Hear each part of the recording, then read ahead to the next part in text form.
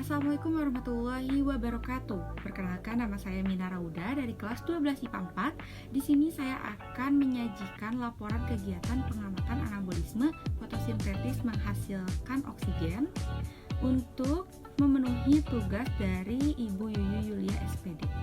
Metabolisme yang terjadi pada setiap makhluk hidup tentu tidak sama, bergantung komponen penyusun makhluk hidup tersebut dari tingkat seluler hingga organisme. Dalam proses metabolisme terjadi berbagai reaksi kimia baik untuk menyusun maupun menguraikan senyawa tertentu. Proses penyusunan tersebut disebut anabolisme, sedangkan proses penguraiannya disebut katabolisme. Salah satu contoh proses metabolisme dalam anabolisme yang sering kita dengar adalah proses fotosintesis. Proses ini hanya dapat terjadi pada saat ada cahaya. Selain cahaya matahari, proses fotosintesis juga membutuhkan karbon dioksida dan air.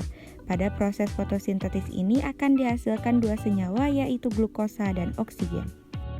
Tujuan praktikum ini ialah untuk membuktikan bahwa proses fotosintesis menghasilkan oksigen dan mengetahui faktor-faktor yang mempengaruhi fotosintesis.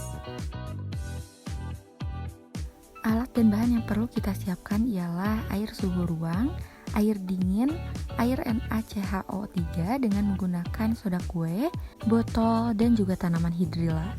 Pertama-tama kita membuat larutan NaCHO3 dengan melarutkan baking soda ke dalam air. Setelah itu masukkan tanaman hidrilla pada masing-masing botol.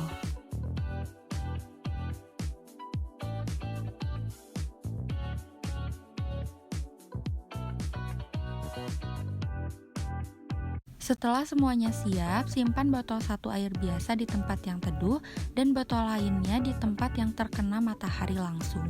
Tunggu sekitar 30 menit, lalu amati perubahan pada setiap botol dan catat pada laporan hasil pengamatan.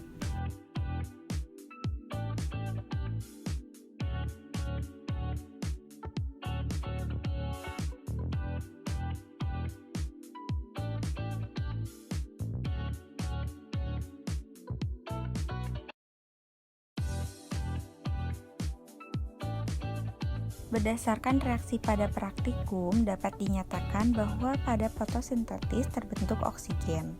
Gelembung udara yang dihasilkan menandakan bahwa proses fotosintesis pada hidrilla menghasilkan oksigen. Berdasarkan hasil pengamatan, jumlah gelembung udara yang dihasilkan pada perlakuan tempat teduh lebih sedikit dibandingkan dengan perlakuan yang ditempatkan di luar ruangan.